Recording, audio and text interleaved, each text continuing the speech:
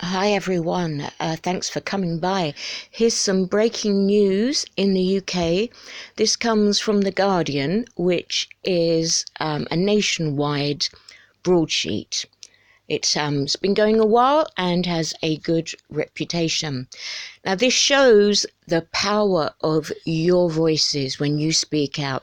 Never think, I'm just one person, I can't make a difference, because together people have forced one of the ongoing inquiries into institutional child sex abuse in the UK. They're forcing them to look at the Jehovah's Witnesses. So you can see that from the headline. So I have put up some videos in the past about the Independent Inquiry into Child Sexual Abuse, also known as IICSA. You can watch their proceedings live every day on YouTube. So you can see there have been a considerable number of complaints, and they're also asking, have you experienced abuse?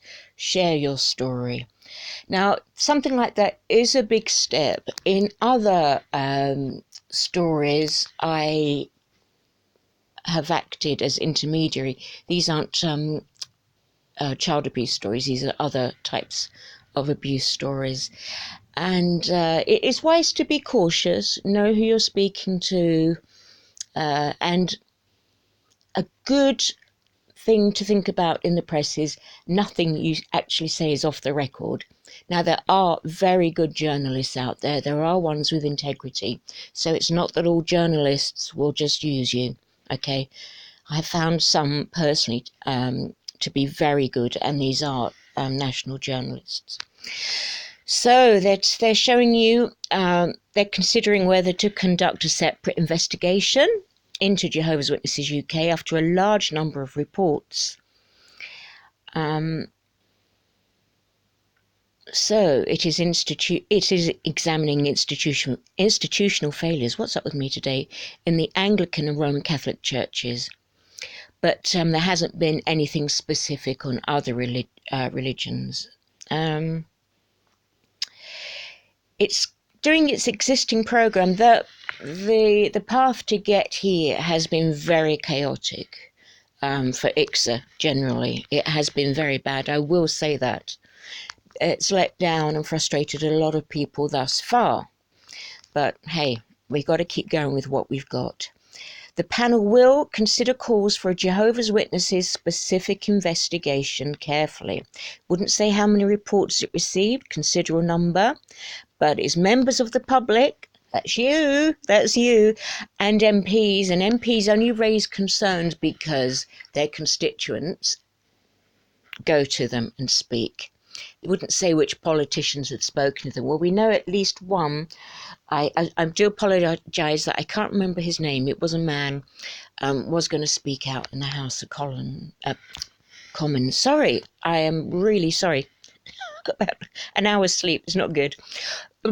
One solicitor representing victims said that she believed there were thousands of complaints of abuse in the UK. Well, that's not going to be surprising.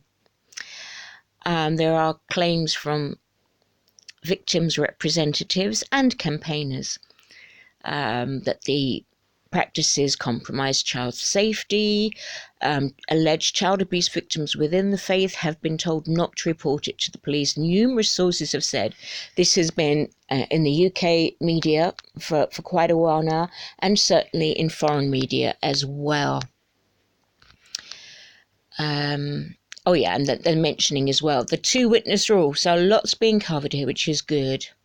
And the concerns that the power held by the senior Jehovah's Witnesses, meaning the elders and above, that the victims of abuse fear they would not be believed.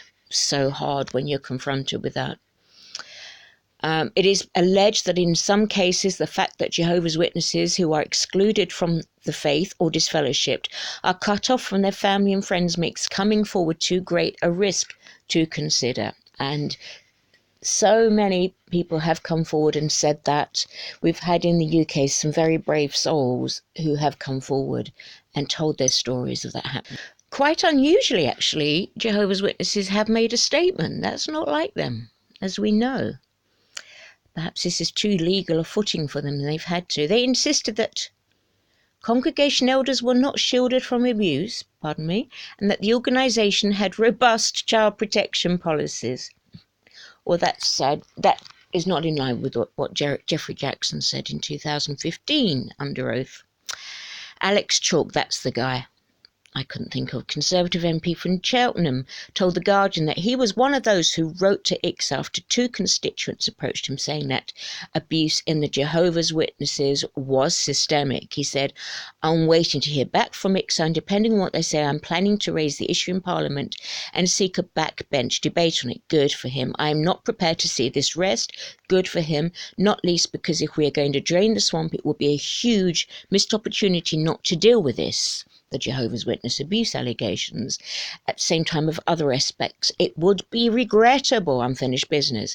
IICSA was set up in 2014 to expose those failures and learn the lessons from the past after the 2011 death of BBC presenter Jimmy Savile. Oh, what a lovely person he was not, when hundreds of people came forward to say he had abused them as children, and I know one of those people.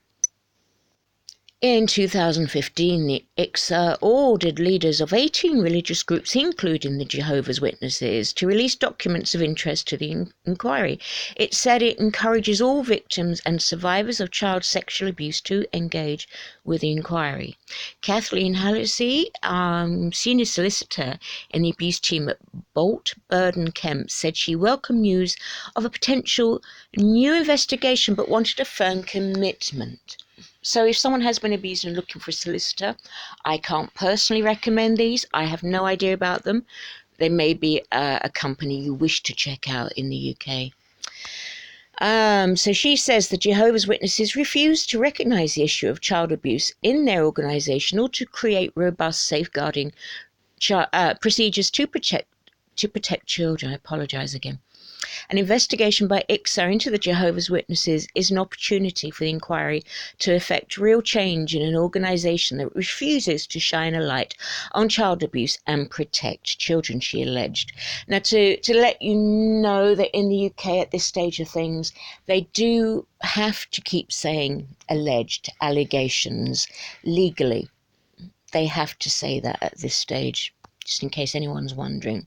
Hallisey said she is currently acting on behalf of 15 alleged victims of abuse in the Jehovah's Witnesses and believe there are thousands more complaints of abuse in this country.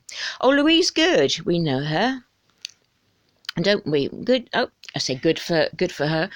She's speaking out. A former Jehovah's Witness says she left the faith because of its responses to allegations of child sexual abuse. Since leaving, I have become an activist, and my aim is to ensure that all abuse cases or suspected safeguarding issues are reported immediately to the police, rather than being dealt with in a secretive way in-house by 3 elders who have had no safeguarding training. And she has videos out about trying to track down safeguarding issues.